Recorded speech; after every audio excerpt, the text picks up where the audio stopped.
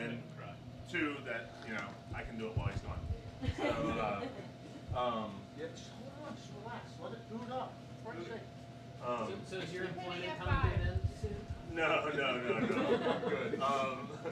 But I put no pictures up there because I don't want any social media pictures in the back room or any question. Because I mean, obviously he's probably lonely on the Colorado mountain right now. And he's got Fall Guy. Looking on Facebook right now. He's not lonely. He's with Fall Guy. Him and Fall Guy are having a cock off. Dead rider. Oh, fucking He's high, drunk, yes. riding motorcycle. We went way back in time, people. So yeah, just don't take pictures in the back. Everybody can hang out in the back, obviously. And anybody has any opinions on how to put things where they should be, let me know, because I could use help. We're trying to make it a little more efficient and friendly for meetings and classes and stuff. So. Yeah. Let's see here. Jimmy, you suck. This is way too long. What am I doing? What's wrong? Pulling up my notes that I had. You're the You want the meeting minutes? Do you have them on your phone? Pretty much. You should have them memorized. It's the topics, not the meeting minutes. Oh, sorry. I know. But that's basically it. If there's anything else, I can get to in a little bit. Is there any questions about... Mention the bus. Oh, the bus! The bus! The bus! The bus! Sunday bus. Who's coming on the bus Sunday? Woo! Sunday fun day! Haha, your wife says no. It's not that she said no, it's just how do I get home when she starts going into labor? You get a freaking taxi. Uber. Uber that shit. It's called UBER. Probably shouldn't Take go a on the freedom delivery taxi. I with don't drunk. care. Oh, I did. I'm not It was surprised. glorious. I fell asleep for a while. There you go. She hasn't killed you yet? She left me this weekend. She's down at Cape May. Here. Yeah, so I got it. It's coming back up. It's back up. Those are some sweet notes. Thanks. Just put pictures in there. Trying. Yeah, so this Sunday, not next Sunday. This Sunday in what? 2 days. 2 days. We're leaving here. We're leaving here at 10 o'clock in the morning. The cost is a ridiculous amount. It's $15, and you get transportation and you get pizza. So it's pretty cheap for $15, I think it is. Some cocktails on the bus too? I would expect her to be brought by one, Sir Blaze. BYOB, bring your own bathroom. Yeah, bring her own beer and bathroom. We have a BYOB. 5-gallon bucket in the back. I got an extra carboy and a really big funnel. Fortunately, there's plenty of churches between here and where we're going. Yeah, that's funny. I only got a joke. I got that one. Yay! Didn't we tell her a week ago? He just got it. Took him a while. All right, a couple more things. Man on American Street. We are starting to plan for Man on American Street. It sounds ridiculous, but it's October 18th. We're shutting down American Street here, and we are going to need a lot of help planning this. In years past, it's just been a select number of people, but if you really want to, do something, that's the big one. That's where our big money comes in. That's what lets us take a bus up to all these different breweries. It lets us take, us out to various, like Crime and Punishment or Dock Street where we went. It lets us go out to Keystone Homebrew and purchase a barrel. So this is all stuff that, allows us to really make a lot of great decisions over this next couple of years for the club. So if you want to help out, plan it anyway. Trust me, there's so much work that goes into this, whether it's contacting all the different local entities in the area, trying to get us onto the radar, trying to contact all the past competitors, reaching out to any sponsors, reaching out to all the newspapers, reaching out to really just anybody that wants to come and vend at the event. So there's just so much there and so much for us to do. So if you have any bit of volunteerism, that would kind of be something that we're looking for. And you get a t-shirt. And you get an awesome t-shirt. And if you know people who might want to have teams to compete, we need more teams than we had last year. So we're not doing live for 20 hours the day before. Yeah, that was fun. You don't want to do that again? No. No. I thought you had fun. I actually volunteered. I really enjoyed the 6 hours. Well, you didn't come, you jerk. No, Brent this might upcoming- kill y'all if you have to do ribs for another 20 hours. Don't worry, your wife won't let you. You'll have a kid. Philly Homebrew Cup, we had 174 entries, judged, 109 registered participants. The overall best of show actually was from Ohio, and he made a freaking cream ale with jalapenos. Unbelievable. That was what won. Second place was a guy from Wisconsin with Brown Porter, and the local was Tom Hurricane, who is not here tonight. He made a straight up American Pale. He's going to be brewing at Second Story. It's up to him and John whenever they're going to. If you did participate, hopefully score sheets are out by now. Ryan's, I haven't seen it. it's unbelievable. I thought they'd be out by now, but score sheets should be out anytime. Medals, same. World Beer Cup's coming up May 2016. We're going to need about 100 volunteers if you want to participate in an awesome, awesome event. It's coming to Philly for the first time. 60 plus countries, 5,000 beers, 1,400 breweries. It's a pretty intense event. What time of year is that? That's May 2016. May is usually the spring. There are 100 volunteers all I together. didn't hear say maybe. Depends on what hemisphere you're in. Yeah. So, and then the last thing was for these guys here with the back room, if you guys can help out in the back room. Tonight's 50-50 will go towards these jagoffs, so feel free to give extra money just for the donation. They did spend a good amount of money to renovate and revamp the entire back room. So we got a new actual brewery style floor poured in the back. So it's very, very industrial. We painted the whole room. It's not slippery when wet anymore. Yeah, it's not slippery when wet, so liability is not a problem. We just put up FRP wallboard beside the sink, so like the drywall doesn't get beamed up all the time. And we're trying to clear out a little bit to make brewing a little bit less hectic in general. So, and obviously the brewery is open for anybody in the club to come and use whenever they want, as long as it's scheduled up. So yeah, if there's any way to kick back anything, that would be awesome. I think when Nick gets back and we let him know, we might start a And you're still alive. Yeah, and we might start a GoFundMe. So with 50-50 and a GoFundMe project or something like that. Just trying to get back like maybe 50% of what we put into it. So yeah. Last thing I talk about is the Pro-Am. I know there's a couple people here and a couple people in the club that are actually registered for our Pro-Am. They're actually brewing with professionals. If you have any breweries that you are working with or friendly with, register for the Pro-Am. It's going to be a great time. It's July 18th. It's going to be at the Fireman's Union Hall. So far we have 10 breweries registered that are going to come with their own brewers and give out samples to everyone. There's going to be a VIP hour and lots of food trucks and lots of stuff. I don't know if I'm on that list. I got confirmed from him that we're doing it. So. Gotcha. Yep, you're in there. Tickets are live for that too. Tickets are live now? Awesome. So, yeah, you can check it You out. guys are looking for volunteers as well? Of course, it's going to be a lot easier than the chicken wing. And judges, for those of you who are Yes. certified BJCP judges. Yeah, if you're BGCP, we're looking for about 4 to 6 judges. I still smell like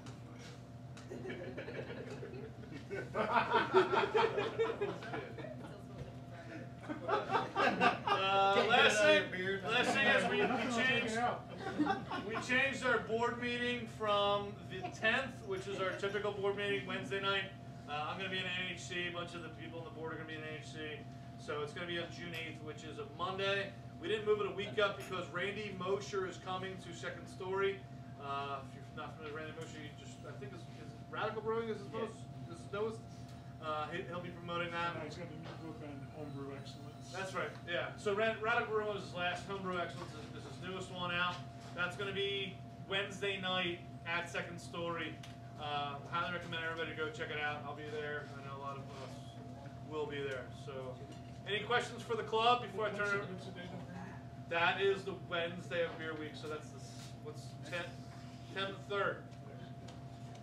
Any other questions? Are we getting something together with Dr. Pat? We are not getting something with Dr. Pat. We decided that we didn't want to participate because the biggest reason was it lost a little bit of money last year. We were thinking that after Beer Week would actually be better to have Dr. Pat or sometime in the summer. Just because Beer Week it's a shit show and everybody has 1,000 things going on. There's too much competition. Yeah, the only thing that the club is registered for actually is Sour Days. That is May 30th and 31st. It's the first Saturday and Sunday. It's going to be right here in the club. I'm sure we're going to have some type of grill available here for a whole bunch of food.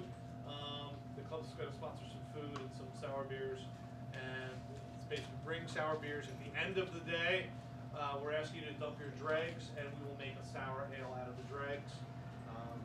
As we did last year. Yeah, and I'm gonna bring a keg of what we did last year. Yeah. We did a sour cherry, I don't know, sour beer. Yeah. So I got a keg of that that'll come. And what we did that year is I brewed a really complex starchy wort.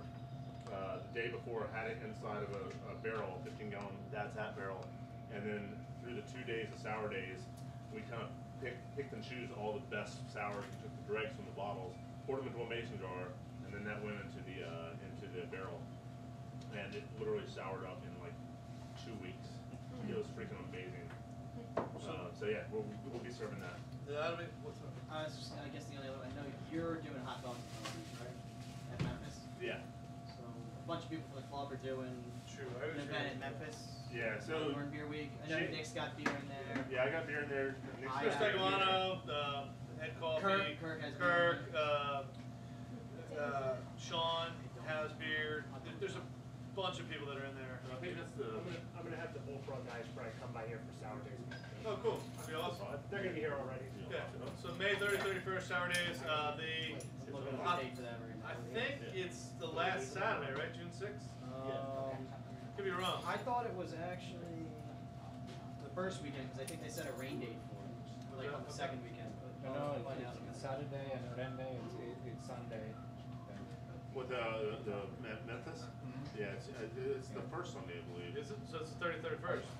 I think it's The second? Yeah. Okay, that would make more sense. I thought it was- Yeah, no, it has to be, yeah. Yeah, because I thought we tried to arrange it or with our No, it's Saturday, June 6th. And Yeah, they're- that's what I They're thought. doing that at the same time they're doing the big wood event there, which doesn't make any damn sense. The rain date is Sunday, June 6th. I don't know if anybody knows Brendan from Memphis Tap Room, but he's a little manic when it comes to beers. And he says that event, obviously he owns the freaking bar, but he says that event is one of his favorite beer week events in general because of the way the community is, the homebrew community in general. And it's all you can eat hot dogs. I don't know if you ever had their hot dogs, but it's like they're not just hot dogs. Yeah. Me and Nick went at it last year. Yeah. I could only eat 3. Yeah, three's like It's like- they're all it's like like the hot dogs are absurd. like this big and they have like Yeah, salad they're on top. They're like deep fried. Yeah, all kinds of stuff. Any So it's a other- great event. Any other questions for the club? We turn over Green Street and the wonderful presentation. No? You ready to get caffeinated up and start painting the back room again? Let's grab a quick pint, and then after the quick pint, we're gonna turn it over to Green Street. Okay, quick pint? Quick pint. I've got a quarter pint.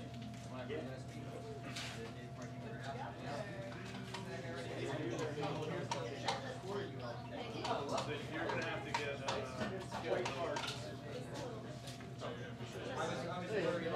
Hey, weird stuff. Where's your Where he is that?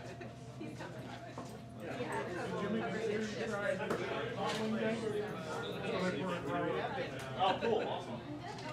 That was really good. Yeah, every month. Completely doesn't remember every month. So it's not like she's like, oh, I'll just come here today. And like, give her like days. Cover my, you know, like, it's the third Friday. And she gets her word.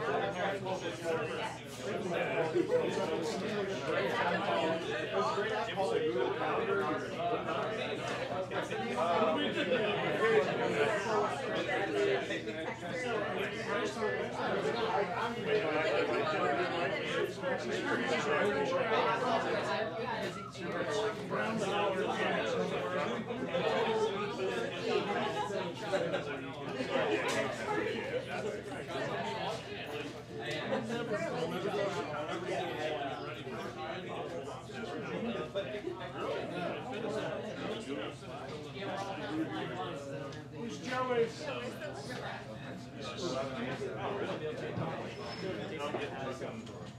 Help from coffee roast. Yeah, Jimmy, I was just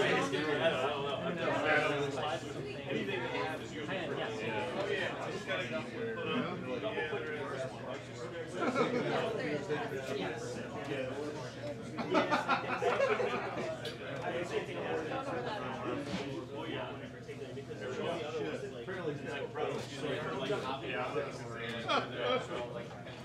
funny.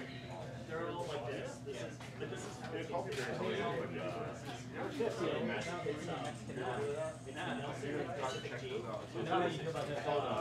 and it just Remember, it's a very good because like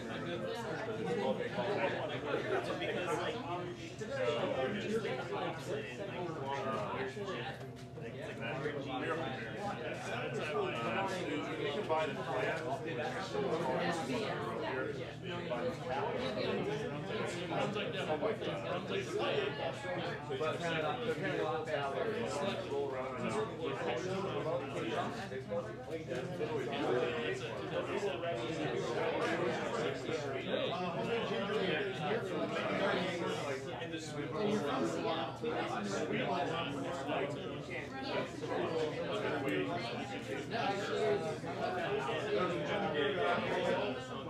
That's interesting. I've never heard of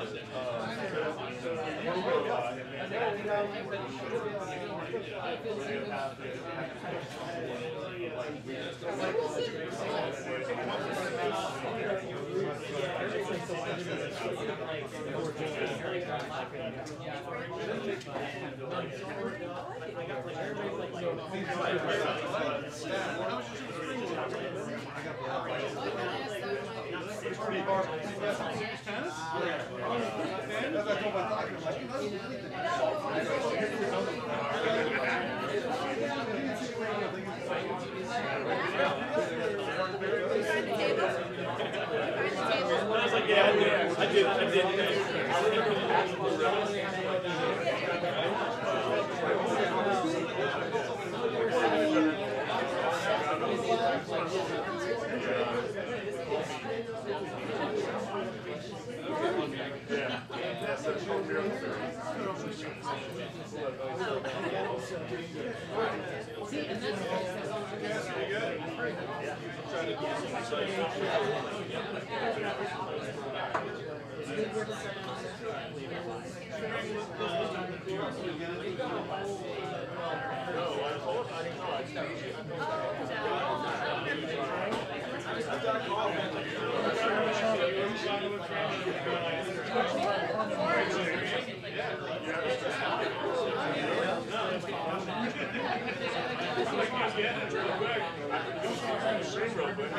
I love that. Yeah, it's got Joey.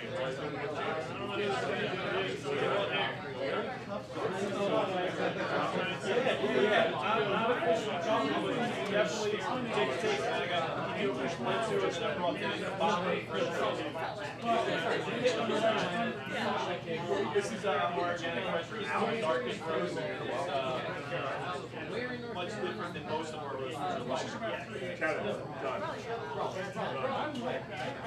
There's a special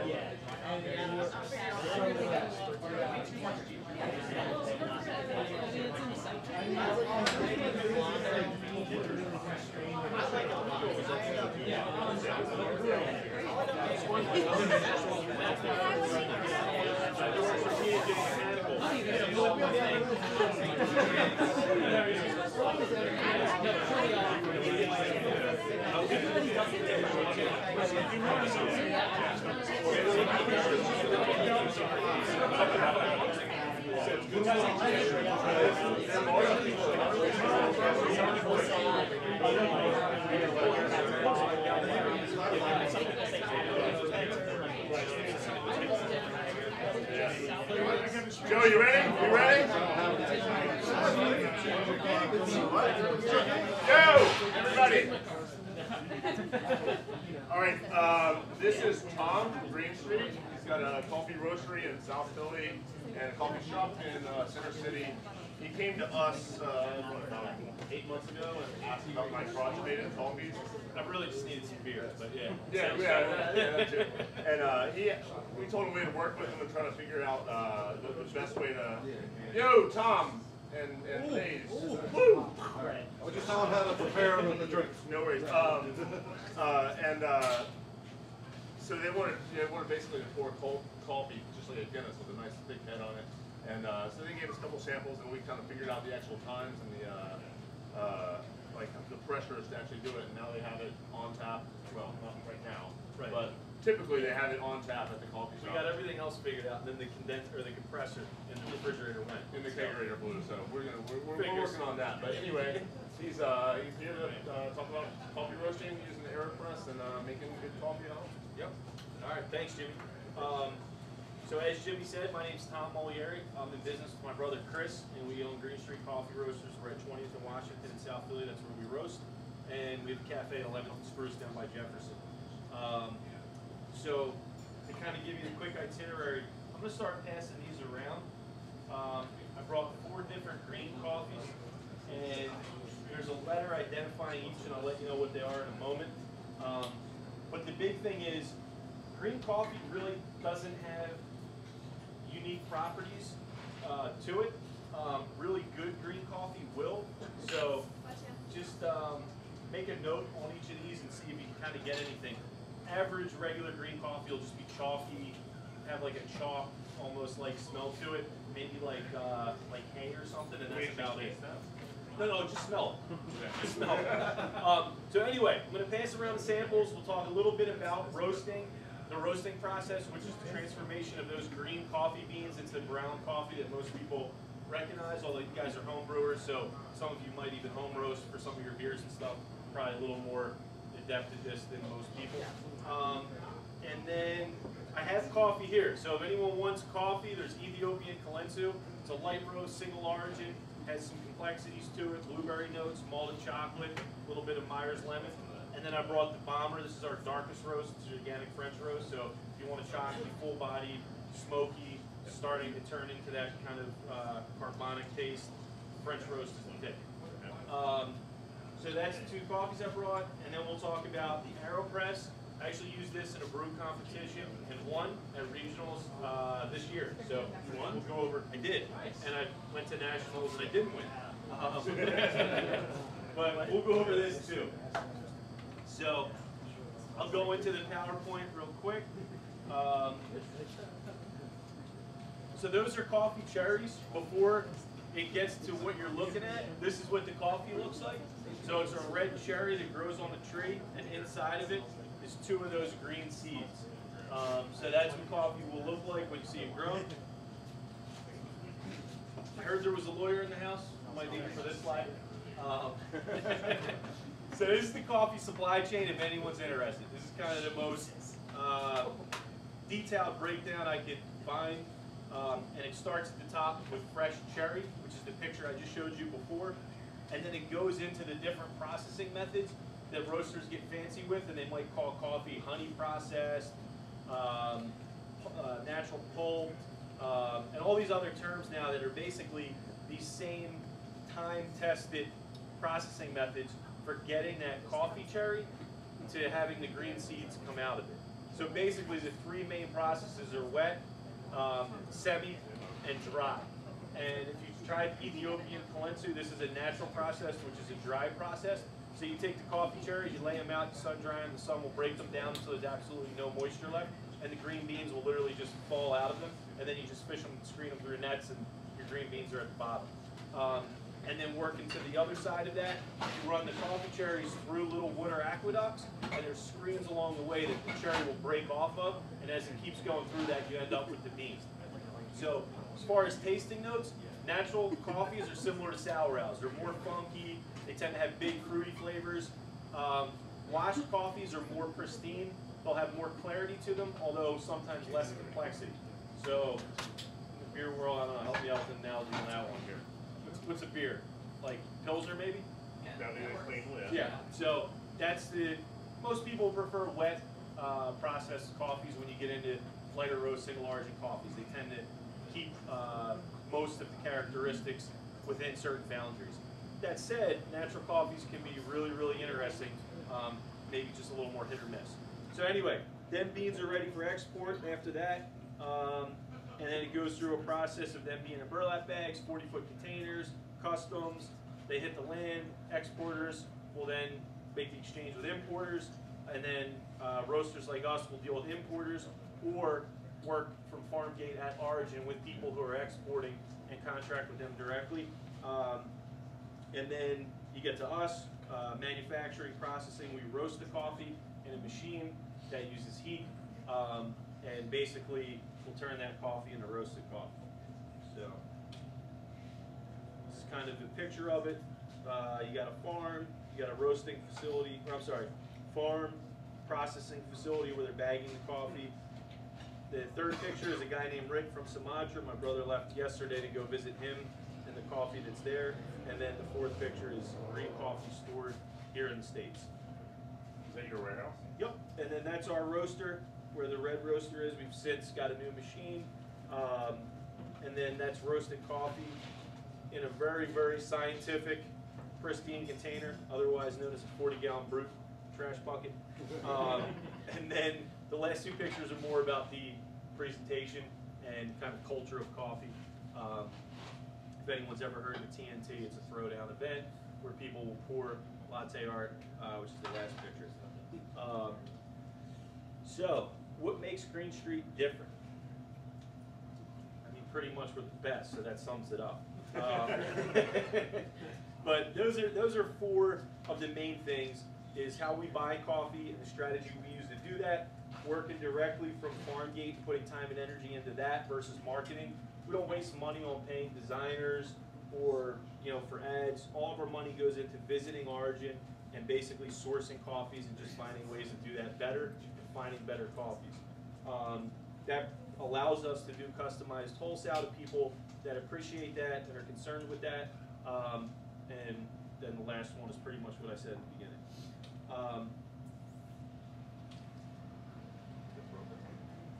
No, that might be it. There's only a few slides. All right.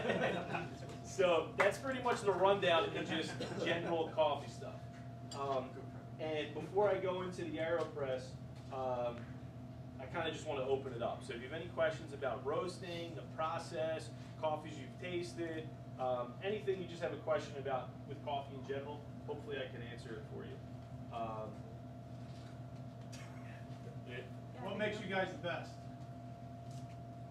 Do we need to go through 1 through 4 again? Yeah. What's your favorite whiskey to put in coffee? I have a favorite whiskey. I usually don't put it in coffee though. No, to put in the coffee. Yeah, so like You mean like to mix them? Yeah. I like them apart. I usually drink coffee, and I'll drink the whiskey straight up, and I keep the two in 2 different glasses. So if you mix them tonight, it's gonna be a problem. No, not a problem. Find the answer yourself, Joe. I will. Irish Yes. guy asking that. So how did you guys get into like coffee roasting? Were you roasting at home, or did you just really like coffee and wanted to look into it more and thought? Yeah, "Oh, this it's a started great a coffee question. company"? Really, none of those. My brother was in Portland, Oregon. He was working for a bank, so doing nothing with coffee.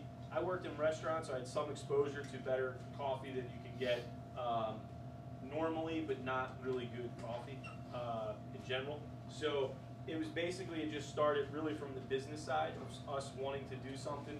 And at that time, we were talking about pizza, ice cream, and coffee were the 3 things, and we just went the direction of coffee. It just was something that was a better fit, and the 2 of us seemed like it was something we would really, really enjoy and eventually became passionate about. So can't tell you we've loved coffee before we got started in it, or that we were baristas for 10 years or anything like that. So really was a business decision first, and then we kind of just dove in head first and learned the craft. So, yep. Yes. So I guess what are the main variables in roasting, and are there like limits? So like dark roast versus light roast, is it time, temperature, combination? Is humidity a factor? Do you ever like throw other stuff in there? Yeah. Like Great question. We all will of never that put stuff. anything else in there. Okay. You wouldn't want to do that to a machine because it'll never really leave the machine. Most flavored coffees are actually just sprayed on after the coffee's roasted, away from and outside of the machine. To the best of my knowledge, I don't know anyone that just roasts coffee with anything in there. But the limits. So the limit would basically be under roasted coffee, which can actually damage a coffee grinder because it's so dense. The other side is you have a roaster fire because you roasted the coffee too dark and you literally have coffee on fire.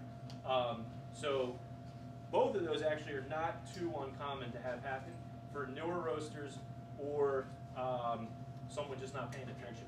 So it's more about like process control and fine tuning. Absolutely, absolutely. It's probably very similar to beer in that every step of the way, as long as you can dial in, record, and tweak after you're able to taste, the better off you're going to be in the long term. The more that you don't do that, the more of a crapshoot it is, and probably on the side of lower quality, not so great. You know, it's hard with coffee roasting probably to just kind of roll the dice and hope you come up with something good. The only way that that works is if you're going dark roast all the time. If you're a roaster who only really roasts dark coffees, obviously not to the point of having a fire, but pretty close. You know, there's not as much margin for error because it is what it is. You know, so. But I think for your initial question, biggest things with coffee roasting are probably the things that anyone who's ever been in Boy Scouts or a volunteer fireman knows about fire. It's airflow, it's the heat, the actual temperature, and then it's your environmental conditions. So like you mentioned, humidity and other things. So balancing those and knowing what they are and how to control them is really the ticket. If you can do that, you can probably roast coffee pretty well. And do you actually use open flame, or do you use like electric and No, it's an open flame. Open flame. Yeah. So we have two roasters. The one is a gas jet, so pretty much like a barbecue grill almost underneath. And the other one is a ceramic plate, which is a lot more even distribution of heat. So there's two different styles, but it's a massive amount of heat. And we actually have a gas booster on the one machine because PGW can't deliver enough gas through the pipe system that they have. So you gotta like have a reservoir and then empty it while you're roasting, basically? Or? There's a chafe collector, so there's pieces that are coming off that, depending on how much you're roasting, you may have to empty during roasting, or you plan ahead to roast enough to shut the machine down and then you can clean it. So, yeah, but it's a lot of gas. So very, very finicky, and in the beautiful city of Philadelphia, a lot of regulations, that kind of stuff. So, yeah. But I guess to go backwards, you can just roast coffee in a pan. If you have green coffee and you want to get it roasted, you can do it in a pan on your stove. It's not going to be even, but you'll get there. So one of the first places, Kevin Hollingsworth. One of the first places to roast coffee when we started was in a popcorn popper. So you can really use anything. You can use air to do it too. So, yeah. Yeah. I actually represented a coffee roaster a couple years ago in litigation, and one of the big things was not so much the roasting, but the process beyond that. And there was a big dispute over kind of, I forget the scale of it, but can you go into a little bit about, you know, what the process is after you roast from the time you complete roasting to the finished coffee product that we're drinking right now? Yeah, sure.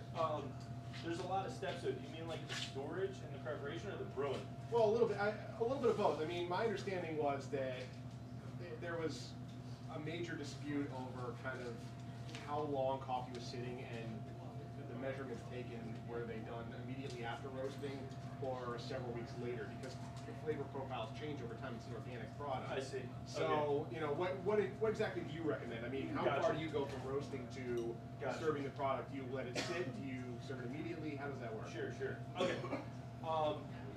So basically from the first slide and this last one that's up there, it starts as a cherry. So that's a fruit, it's a seasonal product, it's just like anything else. Because it's a non-perishable, people will take it for granted, and the commoditization of coffee, primarily around World War II, has done a lot in a lot of people's minds to really dull down like the intricacies of coffee. I guess all that to say, you know, I had grandparents who would buy 8 o'clock coffee and leave it in the freezer for a year and probably brew it, you know, Yeah. and thought that was great, thought it was like the best coffee around. So even the raw green coffee has a shelf life in terms of its vibrancy. Does it go bad? No. Could an importer sell green coffee that was from a harvest in 2012 or 2011 to someone tomorrow? Yeah, but it's probably worth a quarter of the price. No roaster, even at a level far above us, would buy that. It's just not good product. It would be like hops, I guess, that are, you know, have sat around or at least past the expiration date way beyond. You know, you could still sell it, but it would probably be really low quality large companies like Wawa and companies like that that would take advantage of the discount offered, but the loss of quality. Be okay with that. So that's on the green side. Once you roast it, all those properties are exacerbated to a point that the diminishing effect happens a lot sooner and a lot faster. So green coffee is usually good 6 to 9 months from harvest. After a year in the industry, that's termed old crop coffee and really has no value to someone who's, you know, roasting good coffee. So roasted coffee, roughly I'd say 2 weeks. About 2 weeks from roast date is probably, you know, that's the golden window. After 2 weeks, you're really going to start to lose a lot of the characteristics of the coffee due to oxidization. But that said, you want to wait probably a day or two after it's roasted at least, because the heat that's transferred to the green bean is such an intense and high kind of thing immediately that CO2 is then released from the roasted coffee for up to, you know, 48 hours, but really the first 8. So actually, if you roast coffee and sealed in a bag like this bag would balloon until the point that it would almost break. And that's why they have these valves, so that when fresh coffee goes in here, it can breathe. So we've seen it happen before, and we learned that lesson in packaging early on. So Does that let air two ways? it's a two-way valve, but it only lets air out and nothing in. How's it two-way valve? Or one way, I'm sorry. Yeah, so it only lets it out, but nothing in. No, you're right. But yeah, so I guess to your question, like once you roast it, basically you want to sell it immediately. So for us, we roast to order. So all our orders come in early in the week, everything goes out by Friday. If we have any coffee left over the weekend, it's usually very minimal amount. So we try to target roast to order. We don't roast coffee, package it, put it on a shelf, and let it sit for like weeks and then wait for orders kind of thing. Most small roasters don't. So that's pretty much how we operate, and probably most small roasters as well. I could have used you as an expert 2 years ago. So, yeah, that's the rundown on that. All right. Does anyone have one of these at home? It makes All right. amazing espresso. All right. Well, we'll get into it. How do you guys brew coffee at home? French press. Okay. So what's your opinion on French press can be good. I would say you lose a little bit of clarity with a French press, but it's very convenient for home. Because when you start to get into some other brew methods, it's great at a coffee shop where they're set up to do it, but it can be difficult when you got to take it apart, wash it, and do all that at home. So French press, you'll lose a little bit of clarity, you get a bigger body. Biggest thing with the French press is watch that you're at stay at 4 minutes, and you don't let the coffee stay in there longer than 4 minutes. And that once you hit that 4-minute mark, you put it into some thermal server that'll keep it warm or something else. Because if you've ever used a French press, had a cup or two, and then go back, that coffee's like, wow. You're not even actually press it all the way down. That's Yeah, because it's still just keeps extracting. right. Yeah. What temperature should you put the water? French press, I would say probably like 198. So if you're boiling the water on the stove and you don't have a way to measure it, just, you know, roughly a minute and a half, 2 minutes after you turned it off from boil and removed it from the heat. I do it right away. Yeah, if you put 212 water on coffee, it's going to be really bitter, no matter what the coffee is. There's no coffee that has an optimal brew point at 212. The highest I've ever seen coffee brewed is like 204. and that's like a really light roast.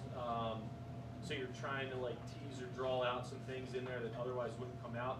But I'd say once you cross 205, the water's so hot that you're really going to pull out things that you really don't want to come out in that extraction. So Different temperatures for different styles. yeah, typically a lighter roast you want to go a darker temp. If you have a darker roast, you can get away with a lighter temp. So you could go as low as 185 with a French roast coffee, and it would be fine. If it's a light roast, you want to go as high as possibly 205. So that's the sliding scale to use. Darker roast, a little lower temp. Lighter roast, a little higher temp. What was the traditional electronic kettle? This guy goes to boiling. Yeah. So they actually have nice ones with like a little digital guy that you can set. It'll hold it at that. All right. So for the AeroPress, I have these here. If you're interested, there's two different ways to do it, and I'll just go over both. First thing is, comes with these two pieces, basically a plunger system. If you guys ever played with an aerobie frisbee, it's that guy who made this as well. So basically, it's just a plunging system that won't let any air in there. And then you have a cap that will go on, screw on the top, and that basically will take a filter. Nick has a metal filler that's reusable that goes in there. The AeroPress comes with 100 of these paper guys. So the basic premise is that you put coffee in here in this tube, add the hot water, then put this on here, and basically plunge the coffee through. So when this guy made this, he thought he was making something that makes espresso, called an espresso maker. The true definition of espresso is 200-degree water at 9 bars of pressure. You're not really going to get close to 9 bars with this. So, you know, good thought, good intention, but falls a little bit short. If you've ever had a really good shot of espresso and then you try it with this. So what you can get is a really dense cup of coffee. And the beauty of the AeroPress that I like is that it's pretty versatile. So you can do a lot of different things with this in terms of how you want to make coffee. You can make it concentrate in here and basically end up making 2 cups of coffee from that, and it's the effort of 1. Or you can make it one basically 8-ounce cup of coffee. So there's a few different ways you can do it. So the way that I think they have in their instructions is you basically put the coffee in, you pour water over this, you put it in, and you plunge it. I prefer one that someone showed me a while ago, and it's called an inverted method. You basically just turn this thing upside down, and you add the coffee inside of here, and then you pour the hot water over, and then you put the top on. You would take your mug or cup or whatever you have, sit it on the top, flip this over, and then plunge it. And basically what you're achieving with that is you're not losing any coffee because it'll drip out as you pour over in the top, and you're controlling the extraction 100%. So you know how long it's been in there, you know what the temperature of the water was, so it's a little bit more controllable that way. So do we want to try making one? Yeah, sure. I just need a ceramic mug to try. That's what I was just looking for. Okay. They're packed with it. All right. We could use the mason. Yeah, that'll work.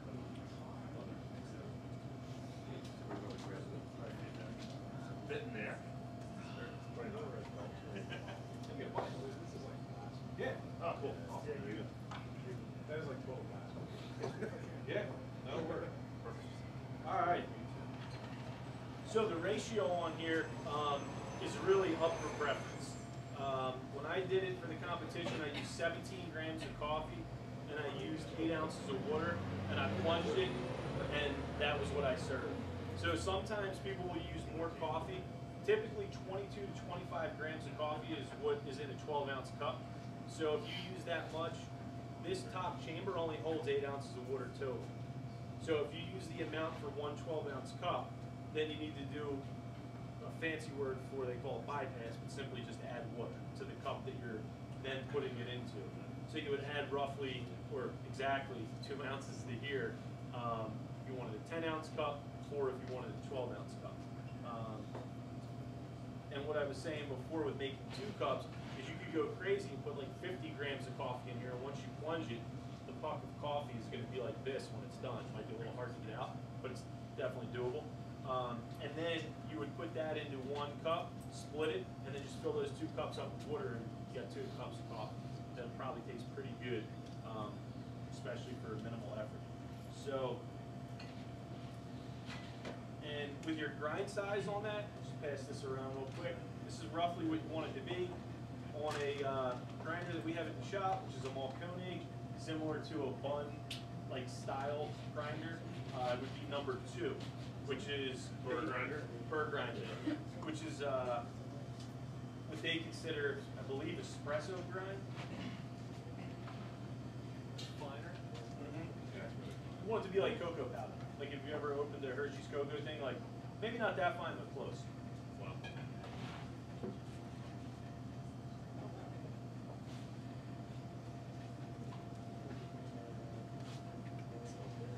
Can you comparable get that kind of grind with a little home blender type of a grinder?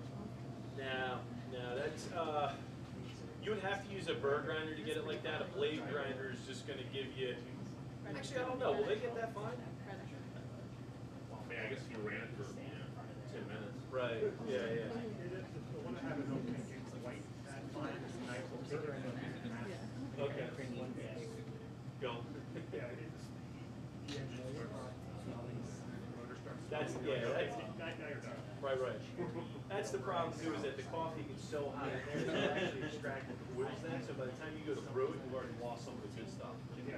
Well, I haven't noticed it. It's new in there when I take it out, but yeah, it is hot. Yeah. There you go. But yeah, a burr grinder, guys, is pretty important. If you can get your hands on a good electric burr grinder, I mean, they're money. Great to have. But they make hand ones that you can turn that are like $30. The consensus over there is it smells like Reese's cups.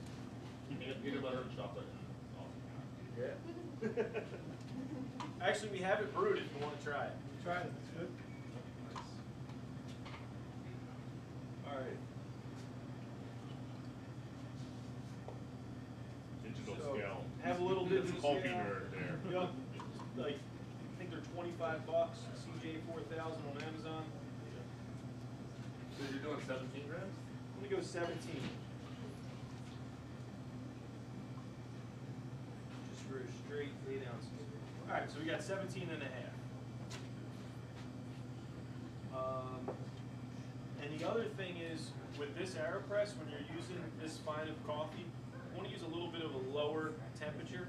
So we're going to go around like 175. Let's see if we're there. Oh wow, this stayed hot.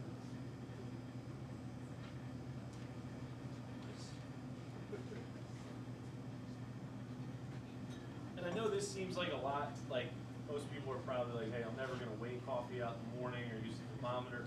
So the real trick to doing this is basically maybe doing that once or twice when you have the time, just as like a fun thing to try. And then once you get the taste down and you have that memory of it, you just keep trying different things in the morning, and eventually you'll find a way to just keep doing it within a pretty close threshold. So.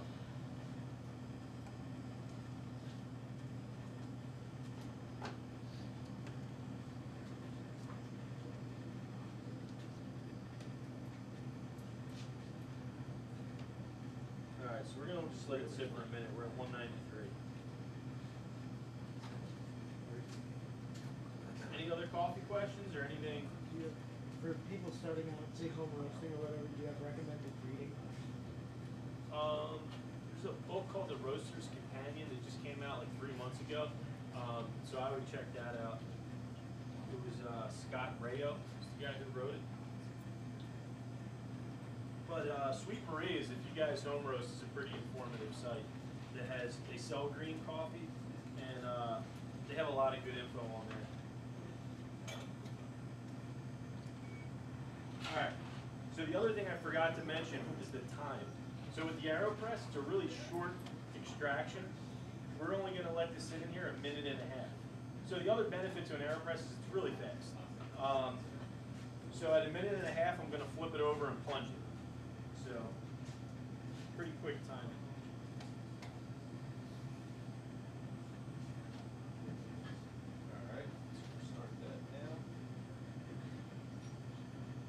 also in the box, they make a pretty nifty stirrer, which will help out for mixing You them. know that it like usually like I was taught you just put it in and then you like have to wait like 30 seconds. You For can. a little bit of water in. You can. Were you doing it the other way where it was sitting like? I did this at French press. How Oh, okay. like how my father was very Yeah. No, that's great for a French press German. Yeah, because a lot of people will pour them up to the top and then just plunge it. So with a French press, you want to pour it about halfway, and in 30 seconds you'll see all the coffee go to the top. So you do want to break that with a spoon and let it stir, or stir it, and then all the coffee will go back down. Otherwise, you're really not letting the coffee and the water mix or extract fully, so you're kind of wasting coffee. And you don't have to do that in the AeroPress. You do. I just don't want to dirty up the one that's in here because this model guide will be for sale. So the only thing I'm using is the chamber, and we will clean that when we're done. So I think I'll actually just use the thermometer a little bit. That should be good enough. So we're at 1 minute 22 seconds. So I'm going to hustle up, get this to the top, and we're going to plunge it. It's probably going to go slightly over. Other thing is you just want to pre-wet this filter a little bit. Just pour it over. It'll come off, and that'll help take the paper taste out a little bit. Alrighty. So with this method, you can actually begin the plunge right here so you don't have like a crazy air bubble.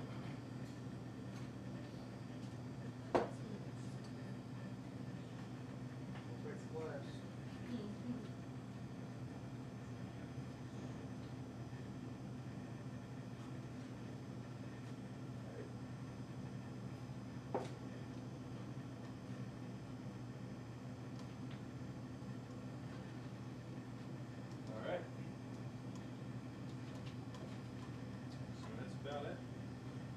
And then this is that coffee puck I was mentioning. If you do a double cup, this little coffee brownie will be a lot bigger. So Sounds delicious. Yeah. Very. this is actually the initiation at our shop. You have to make an AeroPress and then eat this.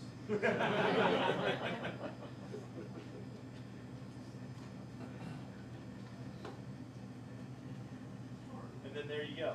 So I guess there's a little bit of crema on the top there.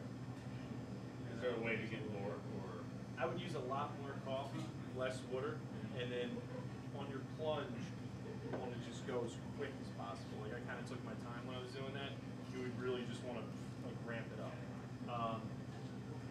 But they actually make, there's something that just came out. It's called the Rock, ROC, and it's like a, I forget if it was Swedish or what it is, but it's a home espresso machine. It's probably the least expensive. It's like $200, and it's basically like almost looks like a juicer, like one of those hand juicers. You push down on. I think it's pretty effective. I have a buddy who bought one, and I was actually surprised. It got a decent.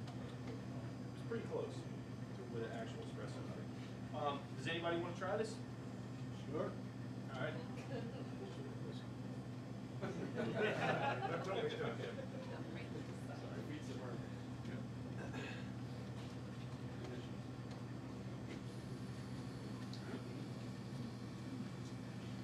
Alrighty, guys. Do you seriously have you followed any of the studies about drinking coffee in the afternoon? No. Yeah, it's Is it positive or negative? it's actually you don't drink coffee in the morning, and your normal melatonin and serotonin levels start to actually level off after a while of not drinking coffee in the morning, and drinking coffee in the afternoon is actually more beneficial for you health-wise and for that coffee kick Okay. to drink in the afternoon. Instead of in the morning? Yeah, Like- it's actually it's not a negative effect in the morning, but we become so accustomed to drinking in the morning. Now that's the only thing we do, but it's actually supposed to be drinking between noon and 3 is the optimal time. When your body starts to slow down, you drink Right. coffee to give yourself a kick. Yeah, You drink it in the morning, you don't really get. Right. In the morning, you're like ready to go. Right. So when did you guys get You have to started? speak for yourself. If you stop drinking coffee for like You're gonna 3 mess up weeks, the you'll entire feel system. How many great coffee in the morning. fires have we Right. had to put out? 1.5 I've put out probably 2 and got called by my brother to probably about 2 for this. Not too bad. About one a year. Yeah, we had one where the fire department showed up, and that wasn't fun. So, we actually have a metal gate. He's such a nut. He's pulling the gate down. The fire department's out there. And he's pulling the metal gate down to keep himself inside with all the smoke and everything. See him coming in spraying. Learning from watching you. It's been a while since the last one. It's been a while. Was that the last one? The fire department shop? Yeah, it's been a while. Fire department shows up.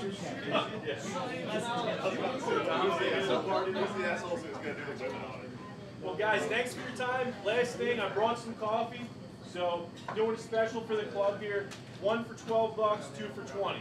If you need any whole bean coffee, I brought Ethiopian, French roast, and I have one other one. So, or the Lupar espresso. So, if you want to buy any whole bean, I have it. Do you do any of the We do. I didn't bring any though. Not that I want. How do you do it? Do you do it through chemical or? Order process. Yeah. Do you do any weird processing of your beans, like putting barrels or anything? We did one with a dad's had rye barrel, and that was probably like 9 months ago. Yeah, it was interesting. Yeah, one of my friends is where he's the ceremony every once in a while. They do it here, like, I've never tried it. Yeah. How was it? How was it? Okay. It's different. I was just out in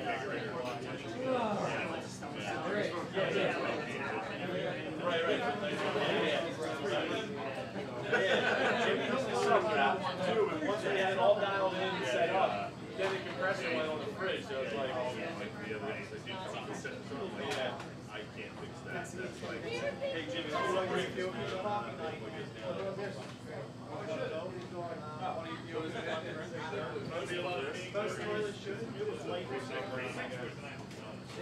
like steak. Yeah. This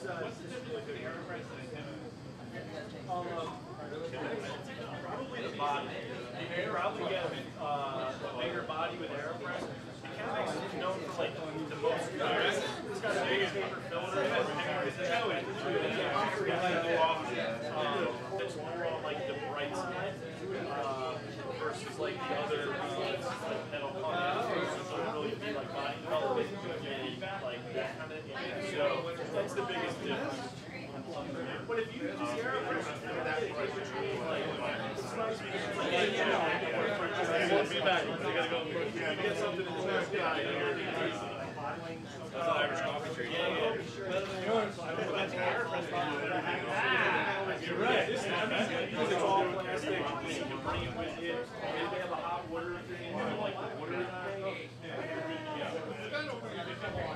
It's random. That was the first question I like. Have you guys